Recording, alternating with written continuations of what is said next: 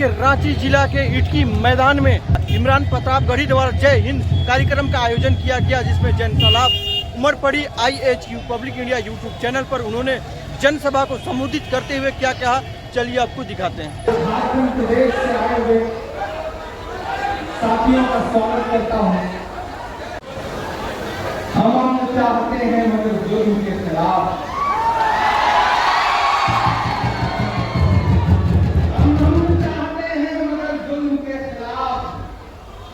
अगर जंग लाजमी है तो फिर जंग भी नहीं। आज यहाँ जय हिंद सभा के लिए साथियों इकट्ठा हुए अपनी गौरवशाली सेना के सम्मान में आज ये जो सभा आयोजित की गई है वो न सिर्फ उनका हौसला बढ़ाने के लिए सभा आयोजित की गई है, बल्कि भारत की आजादी के बाद से लेकर के अब तक जो कुर्बानियां हमारे सेना के शहीदों ने, हमारे सेना के सिपाहियों ने, हमारे सेना के साथियों ने भारत की सरहदों की हिफाजत करते हुए दी है, उसको श्रद्धांजलि देने का, उसको नमन करने का, उसको खराज अकीदत पेश करने का दिन है। इसलिए आज ये सभा आयोजित की गई है। टूटने और बिखरने का चलन मांग लिया, टूटने और बिखरने का चलन मांग लिया, हमने हालात से शीशे का बदन मांग लिया। सब खड़े थे तकदीर के दरवाजे पर, लोग दौलत से गिरे, हमने वतन मांग लिया। पूरी कांग्रेस पार्टी आज यहाँ पे इकट्ठा है इस जय हिंद सभा में, और बस एक बात कह रही है कि अभी हालिया दिनों में जो पहलगाम में हमारे निर्दोष नागरिक मारे गए, शहीद हुए, उसके बाद हमारी सेना ने जो शौर्य दिखाया, जो हिम्मत दिखाई, उसको सैल्यूट करने का दिन है। और हम सारे लोग पहले दिन से हमारे नेता राहुल गांधी जी, हमारे राष्ट्रीय अध्यक्ष मल्लिकार्जुन खड़गे जी, सोनिया गांधी जी, प्रियंका गांधी जी, केसरी वेणुगोपाल जी, सारे नेताओं ने एक स्वर से भारत की सरकार से कहा कि आप आगे बढ़िए, हमारे निर्दोष नागरिक मारे गए हैं, उनका बदला लीजिए। पूरी कांग्रेस पार्टी सहित पूरा अपोजिशन, पूरा विपक्ष मजबूती के साथ आपके साथ खड़ा है, सरकार के साथ खड़ा है, देश के साथ खड़ा है। लेकिन आज यहां खड़े होकर के ये पीड़ा भी, ये दर्द भी व्यक्त करना चाहता हूं। एक तरफ तो जिस दिन ये घटना घटी, हमारे नेता राहुल गांधी जी अपना विदेश का दौरा छोड़ करके जब दिल्ली पहुंचे तो सीधे जम्मू कश्मीर पहुंच करके जो पहलगाम के घायल थे उनसे मिलने का काम किया। लेकिन प्रधानमंत्री जी जब विदेश का दौरा छोड़ करके लौटे तो किसी घायल के पास नहीं गए, बल्कि बिहार के मधुबनी में जाकर के उन्होंने जनसभा को संबोधित किया। इधर मीडिया कहती है कि विपक्ष राजनीति न करे सेना के नाम पर। विपक्ष सेना के नाम पे कभी राजनीति नहीं करना चाहता, न कभी करेगा। जिस विपक्ष के बड़े नेताओं ने इस मिट्टी के लिए अपनी जान कुर्बान कर दी, इंदिरा गांधी जी ने अपने सीने पे 3 दर्जन गोलियां खाई, जिस विपक्ष के प्रधानमंत्री राजीव गांधी जी ने इस मिट्टी के लिए अपनी जान कुर्बान कर दी, वो विपक्ष कभी सेना के नाम पे राजनीति नहीं कर सकता, न करेगा। लेकिन मैं तो सरकार से पूछना चाहता हूं कि जो देश भर में आपके पोस्टर लग रहे हैं सेना के नाम पर, आखिर ये राजनीति नहीं है तो क्या है? प्रधानमंत्री जी, मैं तो आपसे कहना चाहता हूं कि हमारी सेना के शौर्य को तो पूरा भारत सलाम कर रहा है, पूरी दुनिया सलाम कर रही है। जब पूरा भारत इस इंतजार में था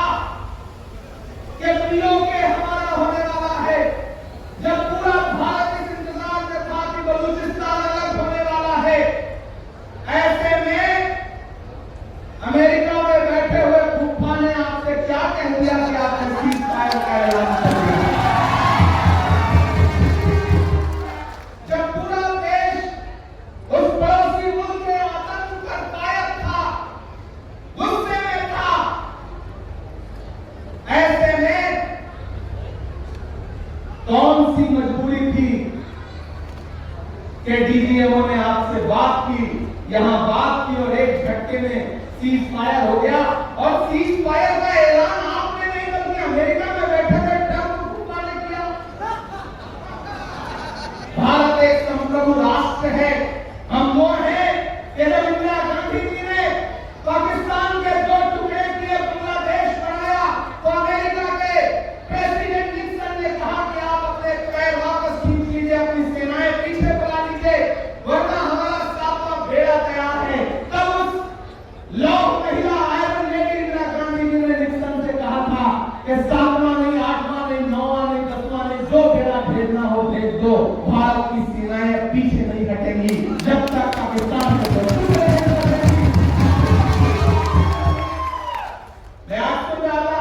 प्रधानमंत्री जी गुजरात में गए हैं भाषण देने के लिए और वहां कह रहे हैं कि उस समय इंदिरा गांधी जी ने, मैं उस समय होता तो न छोड़ता। मैं प्रधानमंत्री जी को याद दिलाना चाहता हूं कि मोदी जी आज तो आप ही प्रधानमंत्री हैं। जब पूरा देश इंदिरा गांधी को याद कर रहा है, ऐसे वक्त में आपके झारखंड का एक सांसद इंदिरा गांधी जी के व्यक्तित्व पर टीचर उछालने का काम कर रहा है। नाम नहीं लूंगा कि आप जान जाएंगे कि मैं निशिकांत दुबे की बात कर रहा हूं।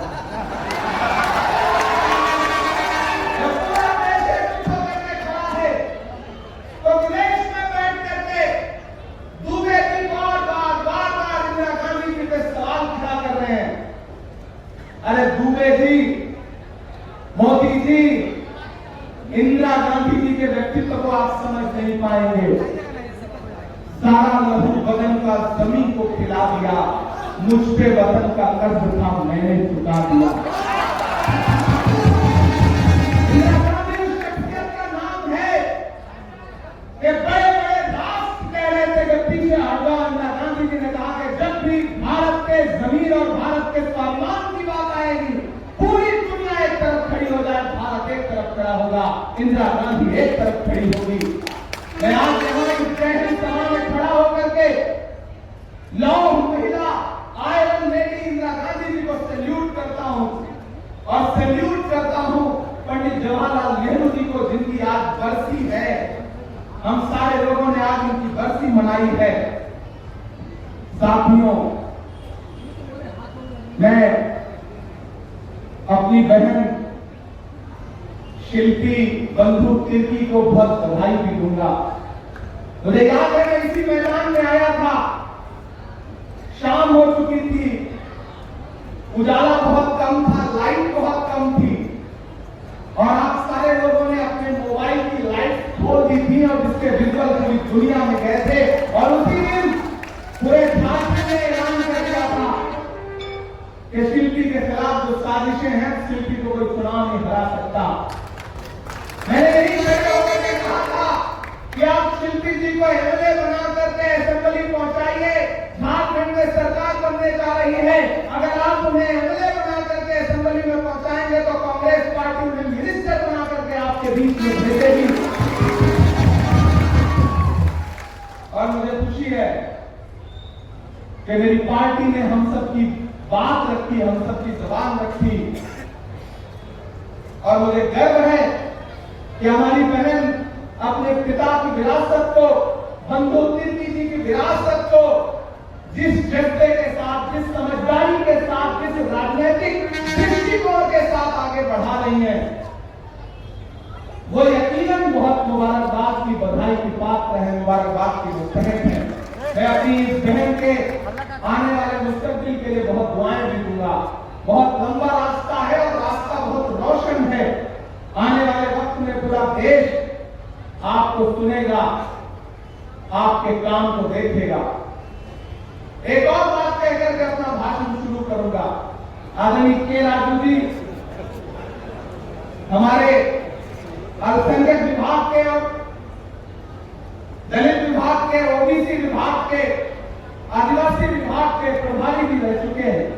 उसके बाद आप यहाँ प्रभारी बन करके आए और मैंने के राजू जी का डेडिकेशन देखा है सामाजिक न्याय के प्रति, एससी, एसटी, ओबीसी, माइनॉरिटी के हुकूक के लिए के राजू जी के काम को मैं करीब से जानता हूं।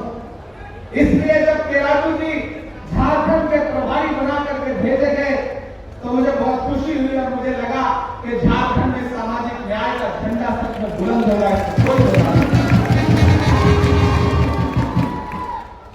यहाँ हमारे मीडिया के साथी भी बैठे हैं। वो दिन याद है जब रात में जी न्यूज वाले इस्लामाबाद पे कब्जा कर रहे थे, कर चुके थे, आज तक वाले लाहौर पे कर चुके थे, न्यूज 18 वाले कराची पे कर चुके थे। वो एक ज्यादा चिल्लाने वाला चैनल है, वो चाइना तक पहुंच गए थे। उस रात हमें लगा था कि चलो आज से मामला निपट गया, जो अखंड भारत का सपना है वो आज पूरा हो गया।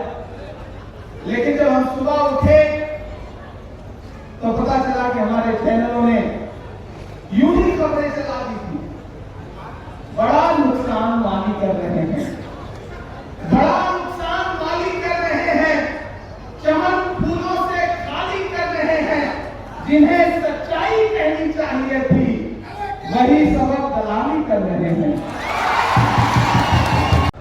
सवाल करना, लेकिन मैं यहां खड़ा होकर के अपने देश की मीडिया से भी पूछना चाहता हूं कि हमारी बहन कर्नल सोफिया कुरैशी, जिसने ऑपरेशन सिंदूर का चेहरा बन करके, हमारी बहन व्योमिका जो ऑपरेशन सिंदूर का चेहरा बन के देश के सामने खड़ी थी, ब्रीफिंग कर रही थी, ऐसे में जब भारतीय जनता पार्टी के मंत्री ने मध्य प्रदेश में कर्नल सोफिया कुरैशी के लिए कहा कि आतंकियों की बहन, ऐसे में हमारे देश की मीडिया की चुप्पी बहुत शर्मनाक थी, भाजपा की चुप्पी उससे भी ज्यादा शर्मनाक थी।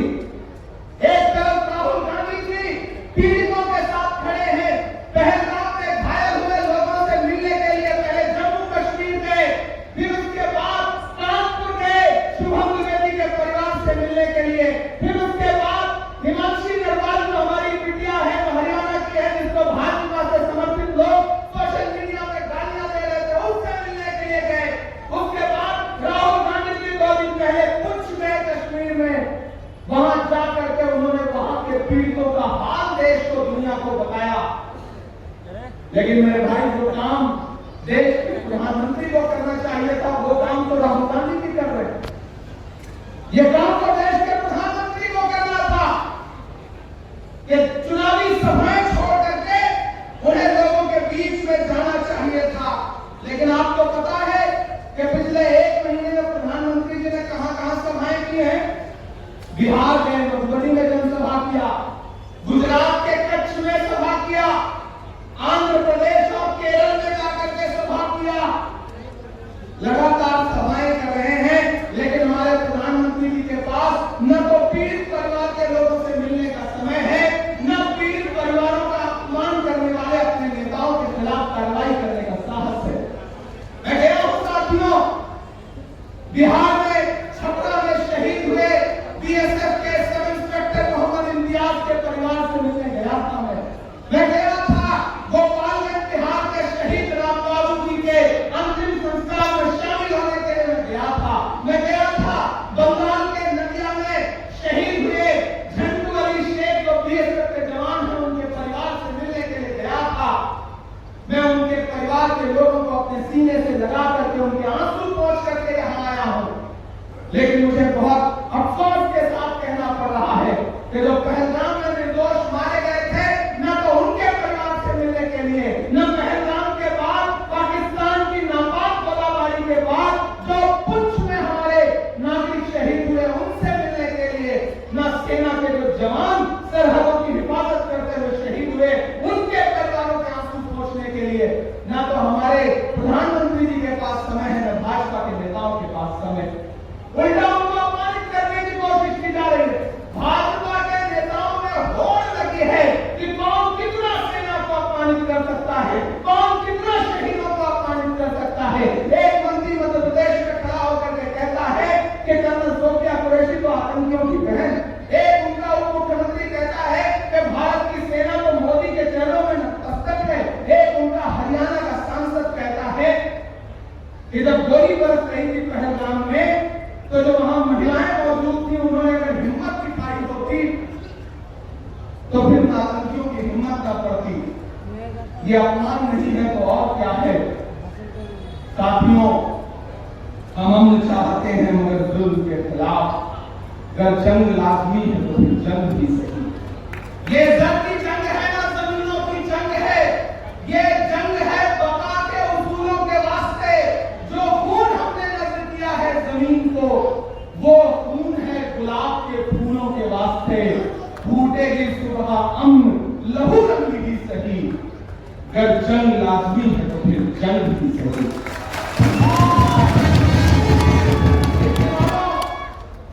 हम सेना के साहस को सलाम करते हैं, लेकिन सवाल तो पूछेंगे।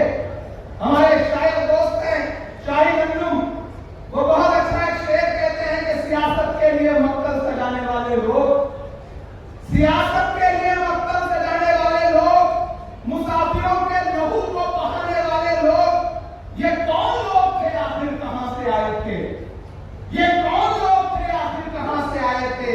वतन में मौत के ताजिर कहां से आए थे? दरिंदगी को सहारा कहां से मिलता है? दरिंदगी को सहारा कहां से मिलता है? सितमगरों को इशारा कहां से मिलता है? सवाल ये भी कभी अपने आप से पूछो, लहू बहाने से होता है फायदा किसको? हमारी किस पे हिफाजत की जिम्मेदारी थी? हमारी किस पे हिफाजत की जिम्मेदारी थी? दरिंदे खून से कब तक हमारे खेलेंगे? हम और कब तक आतंकवाद झेलेंगे? बताओ अहले करम बंद क्यों नहीं होता? ये कारोबारे सितम बंद क्यों नहीं होता? हमारे आंसू यहाँ अर्ज़े हाल किससे करें? हमारे आंसू यहाँ अर्ज़े हाल किससे करें? जवाब किससे मिलेगा? सवाल किससे करें? हम सवाल करते हैं। तो एक टीम बैठी है तो देशद्रोही का तमगा देने के लिए उसके पास सर्टिफिकेट तैयार खड़ा है। जिन्हें तिरंगे से नफरत है, अपना झंडा प्यारा है, गांधी का कातिल अब भी जिनकी आंखों का तारा है, शर्मनाक इतिहास है जिनका अंग्रेजों से यारी का, वो अब हमको बांट रहे हैं सर्टिफिकेट गद्दारी का। दिल्ली वालों, रांची वालों, झारखंड वालों, सबसे पहले तो मैं पूरे झारखंड को सलाम करूंगा क्योंकि चुनाव के बाद पहली बार आपके बीच में आया। पूरी ताकत लगा दिया था भारतीय जनता पार्टी ने यहां सरकार बदलने के लिए। आपके लोग अपने मुख्यमंत्री को जेल भेज दिया, सरकार को गिराने की साजिशें की गई, लेकिन उसके बावजूद आज जब फ्लाइट में था तो पूर्व मुख्यमंत्री चंपई सोरेन जी भी उसी फ्लाइट से आ रहे थे। नहीं, मैंने उससे कुछ नहीं, बस मैंने दुआ सलाम की, दुआ ही सलाम कर सकता हूं। सोचिए कितनी साजिशें की गई, लेकिन भला हो झारखंड की जनता का, जिसने दिल्ली के सपनों को खंड खंड कर दिया और झारखंड को बचा लिया। बड़ी कोशिशें थी, बड़ी साजिशें थी, बड़ी नफरतें थी। वो असम से एक मुख्यमंत्री यहां छोड़े गए थे तो सुबह शाम जिस भाषा का इस्तेमाल कर रहे थे वही भारतीय जनता पार्टी का चरित्र है। लेकिन यहाँ के आदिवासी भाइयों ने, मुस्लिम समाज के लोगों ने, ओबीसी समाज के लोगों ने, महिलाओं ने, नौजवानों ने, अगड़ों ने, पिछड़ों ने, दलित भाइयों ने, सबने एक स्वर में कहा कि दिल्ली कितनी भी कोशिश कर ले, ये झारखंड है, ये भगवान बिरसा मुंडा की सरजमीन है।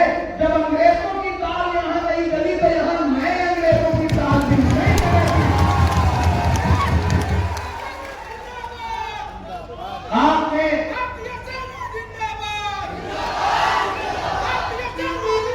और दोस्तों लगाया भारतीय सेना जिंदाबाद, इंडियन आर्मी जिंदाबाद, भारतीय सेना जिंदाबाद, इंडियन आर्मी जिंदाबाद। ये आपके नारे, ये गगन चुंबी नारे इस बात के गवाह हैं कि कांग्रेस पार्टी के एक एक शख्स की रगों में गर्म सिंदूर नहीं, भारत की मोहब्बत बहती है। यहाँ की वतन परस्ती का लहू बहता है। हम सेना के नाम पे राजनीति नहीं करते हैं,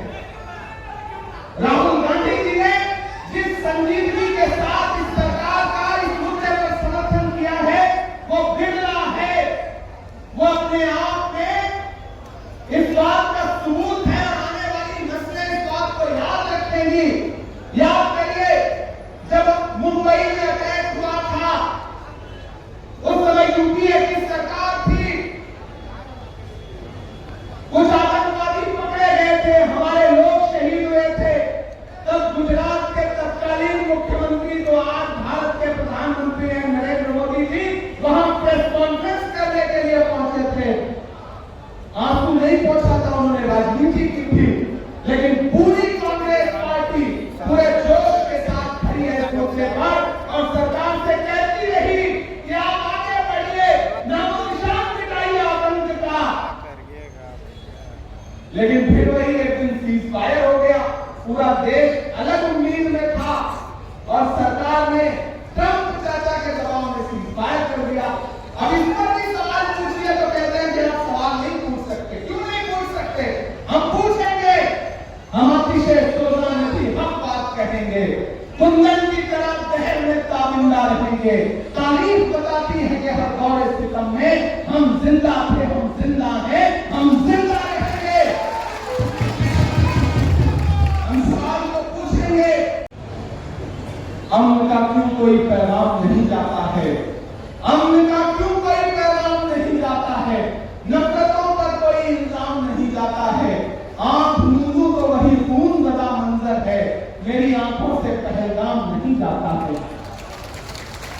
लेकिन जब पहलगाम का जिक्र होगा तब तक हम सरकार से जरूर पूछेंगे कि वो 4 आतंकी जिन्होंने भारत के निर्दोष नागरिकों पर गोलियां बरसा करके उनका नाम पूछ करके उन्हें जान से मार दिया, वो 4 आतंकी कहां हैं? वो पकड़े गए या नहीं पकड़े गए? उनको मारा गया या नहीं मारा गया? और जब आप सीज फायर कर रहे थे तो आपने पाकिस्तान से और अमेरिका से ये क्यों नहीं कहा कि पहले वो 4 दरिंदे भारत से सुपुर्द किया जाए, उन्हें दिल्ली ला करके खुलेआम फांसी के फंदे पर लटकाया जाए, उसके बाद कोई सीज फायर होगा। मुझे अफसोस है कि आज तक सरकार ये बताने को तैयार नहीं है कि वो 4 दरिंदे कहां हैं जिन्होंने देश के 27 निर्दोष नागरिकों को गोली मार के हलाक किया। हम सवाल तो पूछेंगे, सवाल तो पूछना पड़ेगा साथियों। लेकिन इस पूरे घटनाक्रम ने एक बात और साबित की, पूरा देश एकजुट होकर के खड़ा किया, पूरे देश को इकट्ठा खड़ा किया।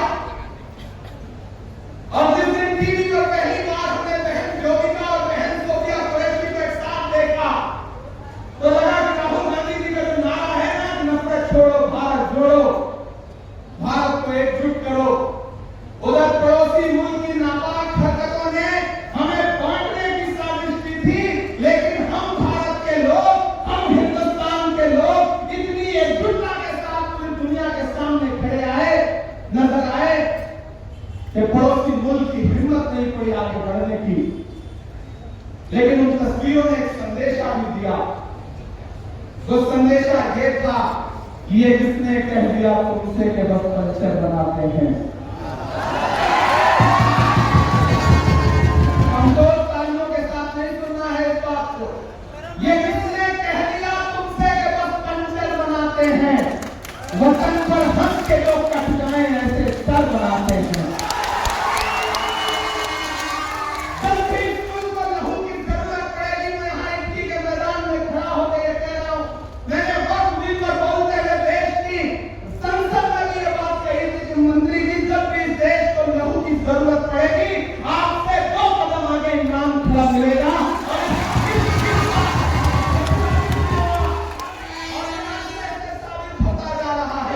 हम खून के किस्से तो कई दे चुके, लेकिन ऐसा के वतन कर्ज अदा क्यों नहीं होता? मैं तो इस सरकार से कहना चाहता हूँ, ये जो सोशल मीडिया पे नफरतों की बातें करते हैं, ये जो पहचान देख करके, कपड़े देख करके लोगों के साथ बुरा सुलूक करते हैं, भारत के नागरिकों को बांटने की साजिश करते हैं, उन नफरत वाले लोगों पर लगाम लगाइए, क्योंकि हम ऐसे समाज का हिस्सा हैं कि जब ब्रिगेडियर उस्मान को इस देश के लिए खून देने की जरूरत पड़ी तो ब्रिगेडियर उस्मान सबसे आगे खड़े हुए, नौशेरा के शेर ने अपनी जान कुर्बान कर दी, लेकिन भारत की सरहदों पर आंच नहीं आने दी। हम सैल्यूट करते हैं वीर अब्दुल हमीद को कि जब पैटर्न टैंक लेकर के पाकिस्तान सोच रहा था कि वो भारत की सरहदों का नुकसान कर लेगा, तो गाजीपुर का एक लाल आगे बढ़ा, अपनी जीप उठाई, उस पर अपनी गन लेकर के बैठा और उसने कहा कि लोहे के बने हुए पाकिस्तान के ये पैटर्न टैंक अब्दुल हमीद के हौसले से बड़े नहीं है, और एक साथ 6 पैटर्न टैंकों को तोड़ने का काम किया और पाकिस्तान की हिम्मत को तोड़ने का काम किया। जब भी देश को लहू की जरूरत पड़ती है, कभी ब्रिगेडियर उस्मान बन करके, कभी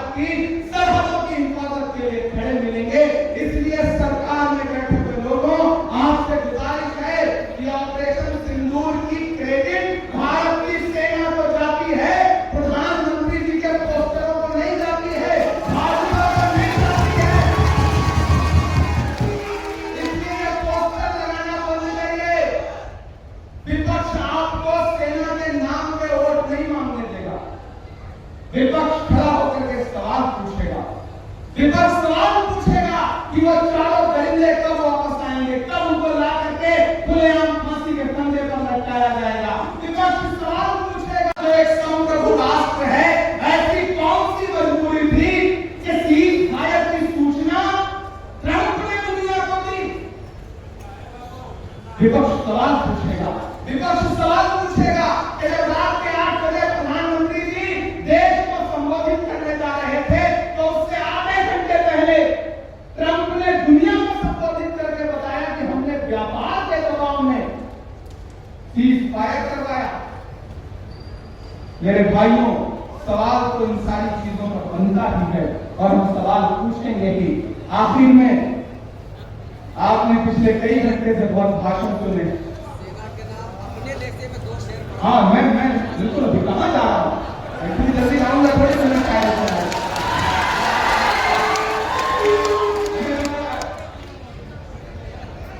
कि आपको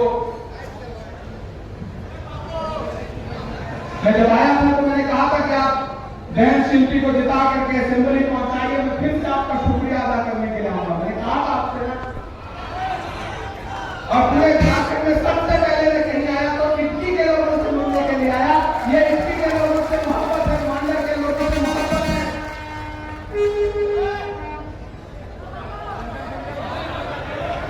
मैं 4 मुस्रे पढ़ता हूं।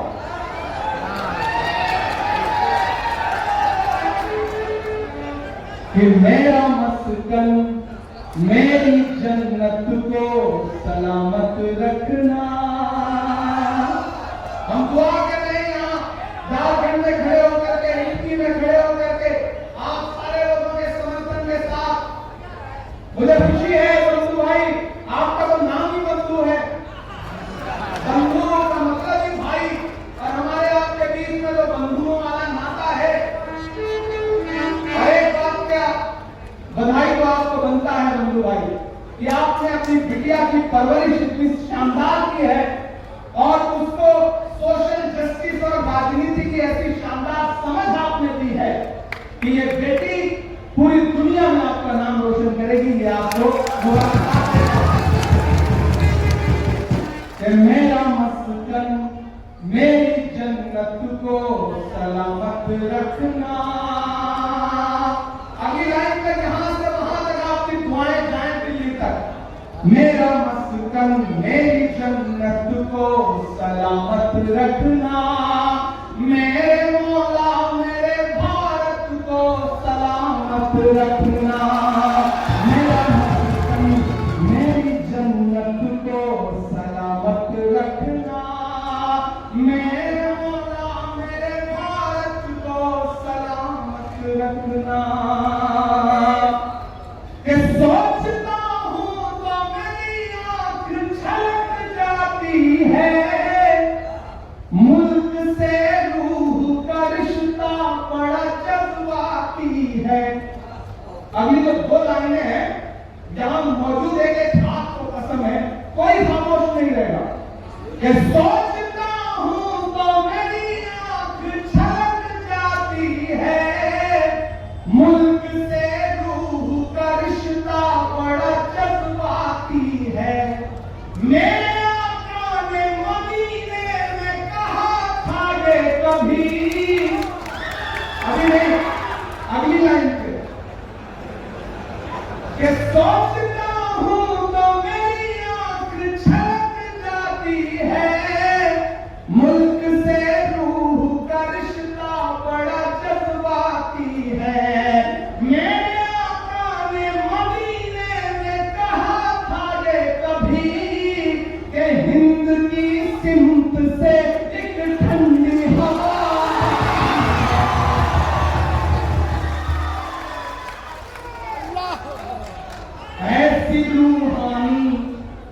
ऐसी रूहानी मोहब्बत को सलामत रखना। मेरे मौला मेरे भारत को सलामत रखना। मेरा मस्कन मेरी जन्नत को सलामत रखना। वो चाहते हैं कि हिंदुस्तान छोड़ दें हम, बताओ भूत के डर से मकान छोड़ दे हम। मैं आपकी बात कर रहा हूं। मेरे मौला मेरे भारत को सलामत रखना और तमाम नफरतकारी ताकतों के नाम कुरैशी का बलिदान और कत्ल सोफिया कुरैशी की मुल्क के लिए वतन परस्ती भी जिन्हें चूती हो, जिन्हें हर दिन किसी इमरान से, किसी अनवर से, किसी मंजूर से सवाल पूछना हो, जिन्हें हर दिन कपड़े देख करके वतन परस्ती नापनी हो, मैं उन तमाम लोगों के नाम यहां खड़ा होकर के इस जय हिंद सभा में शेर करता हूं कि तूने नफरत का जो बाजार सजाया हुआ है, तू ये कहता है मुसलमान पराया हुआ है। आज अकल चीर के दिखलाऊं वतन का नक्शा। अब तैयार है ना? आज अकल चीर के दिखलाऊं वतन का नक्शा। मेरा भारत मेरी सांसों में समाया हुआ है।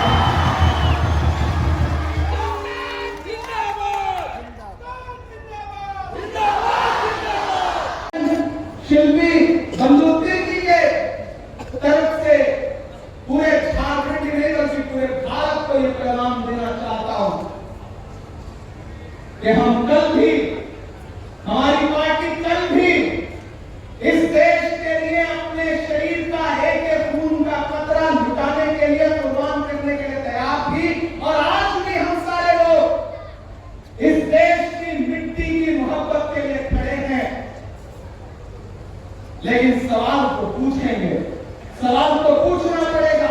मैं सवाल तो पूछूंगा प्रधानमंत्री जी से कि प्रधानमंत्री जी, आपके लिए चुनावी रैलियां ज्यादा जरूरी है या शहीदों का परिवार ज्यादा जरूरी है?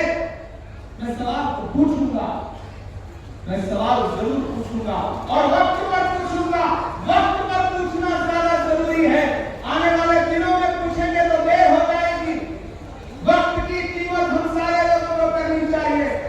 जो अखबार सुबह 5 रुपए का एक मिलता है, वक्त निकल जाता है तो शाम को वही 5 रुपए का 1 किलो मिलता है। तो वक्त पर तो पूछना पड़ेगा। हम वक्त पर तो पूछेंगे साथियों, हम सवाल पूछेंगे। मुझे याद है कि अभी मैं गया था छपरा, जब शहीद इम्तियाज के परिवार से मिलने, तो उनका एक 25 साल का बेटा है जिसका नाम भी इमरान है।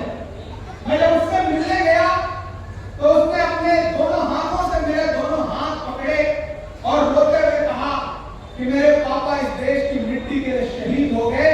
मुझे अपने पापा पर बहुत प्राउड है, फख्र है। लेकिन इमरान साहब, हम ये भी कह रहे हैं कि अगर कल को इस देश के लिए मुझे भी अपनी कुर्बानी देनी पड़े तो मैं तैयार हूं। ये जज्बा है। मैं जब गया झंडोली शेख के परिवार से मिलने तो उनका 10 साल का बेटा मुझसे रो के कहने लगा कि मेरे पापा चाहते थे कि मैं IAS बनूं। अगर मेरा एडमिशन सैनिक स्कूल में हो गया तो मैं अपने पापा की ख्वाहिश पूरी करूंगा और इस देश की सेवा करूंगा। जब मैं राम बाबू जी के परिवार के पास गया तो उनका परिवार भी रोते हुए यही कह रहा था कि हमारा एक बेटा तो शहीद हो गया, लेकिन अगर देश को जरूरत हो तो हमारे बाकी बेटे देश के लिए तैयार है। यही भारत है, यही हिंदुस्तान है। इसी का सपना लेकर के 4000 किलोमीटर राहुल गांधी जी चले थे, एक नारा लगाते हुए, मुझे नफरत के बाजार में मोहब्बत की दुकान खोलनी है। झारखंड वालों का राहुल गांधी जी का जो संदेश था, उस संदेश से भाजपा घबराती है, उस मोहब्बत के संदेश से नफरत करती है। इसीलिए आपके सूबे में भी, झारखंड में भी वक्त वक्त पर भारतीय जनता पार्टी की नफरतें दिखाई पड़ती है। लेकिन अब सरकार इंडिया गठबंधन की है, सामाजिक न्याय को समझने वाले लोगों की है। यहां से खबरें आती हैं, मुझे खबर आई कि जामताड़ा में एक बेटे को पुलिस स्टेशन में पीटा गया और उसकी मौत हो गई। मैंने उस परिवार से बात की है, मुझे पता चला कि यहाँ मॉब लिंचिंग की घटनाएं हो रही हैं। जबकि मॉब लिंचिंग के खिलाफ जब मैं पिछली बार सरकार में आया था तो मैं मुख्यमंत्री जी से, राजेश ठाकुर जी के साथ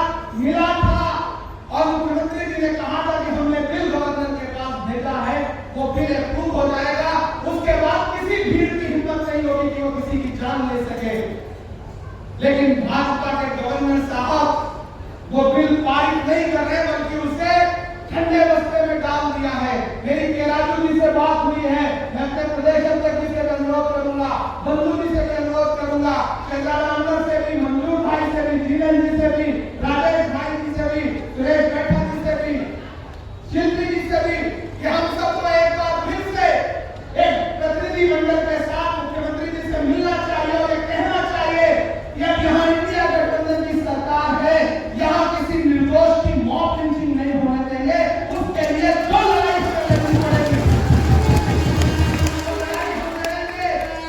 यहाँ किसी को पुलिस थाने में ले जाकर के टॉर्चर चैम्बर बना करके उसे जान से मारने की इजाजत नहीं दी जा सकती, वरना हमारी सरकारों में और बाकी सरकारों में क्या फर्क रह जाएगा। हमें इस बात की लड़ाई लड़नी पड़ेगी और हम इस लड़ाई को लड़ेंगे।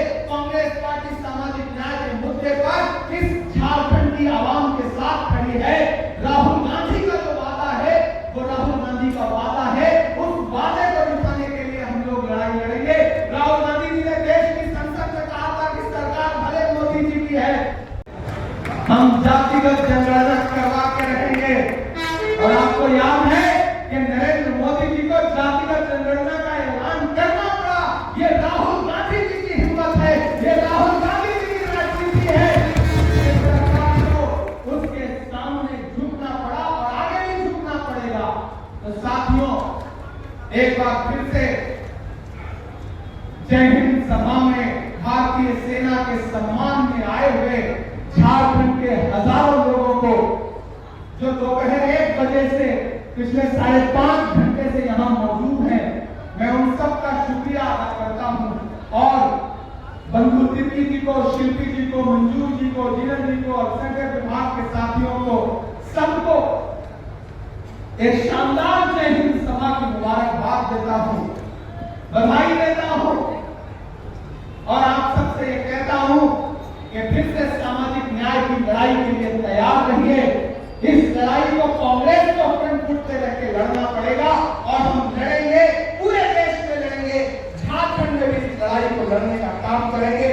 आखिर में मुझे खुशी है कि आदरणीय प्रभारी जी केराजू जी यहाँ पर सरना कोड लागू करने के लिए लगातार दबाव बना रहे हैं, लगातार प्रोटेस्ट कर रहे हैं, राजभवन का घेराव कर रहे हैं। तो झारखंड वासियों, आप निश्चिंत रहिए, यहाँ पर झारखंड में आदिवासी समाज के लोगों के लिए सरना कोड भी लागू होगा और मॉब लिंचिंग का बिल भी पास होगा। प्रधानमंत्री जी रोक पाएंगे, क्योंकि झारखंड की इंडिया गठबंधन की सरकार इस बात के लिए संकल्पित है कि जो हमारे लोग हैं, हम उनकी हिफाजत के लिए, उनकी सुरक्षा के लिए, सामाजिक न्याय के प्रहरियों के लिए हम हर लड़ाई को मजबूती के साथ लड़ेंगे, ये आपको यकीन दिला रहे हैं। और आखिर में आप सबका शुक्रिया अदा करते हुए ये कह के जा रहे हैं कि शिल्पी आपकी बेटी है, आपकी बहन है, बंधु आपके भाई हैं, कमलेश जी हमारे कांग्रेस के प्रदेश अध्यक्ष हैं, केराजू जी आपके प्रभारी हैं, भाई राजेश ठाकुर जी, भाई चंद्रानंदन जी, ये सारे लोग आपके अपने हैं और साथ में मैं भी आपका अपना हूं। यहाँ के मुद्दों पर लड़ाई करिए। आने वाले पार्लियामेंट के सेशन में मैं झारखंड के मुद्दों को लेकर के देश की पार्लियामेंट में पुरजोर तरीके से आवाज उठाऊंगा कि आपको भरोसा दिलाता हूँ, कहाँ आंसुओं की सौगात होगी, नए लोग होंगे, नई बात होगी, हर हाल में मुस्कुराता रहूंगा। तुम्हारी मोहब्बत अगर साफ होगी, शराबों को आंखों में महसूस रखना, बड़ी दूर तक रात ही रात होगी। मुसाफिर हम भी मुसाफिर हो, तुम भी किसी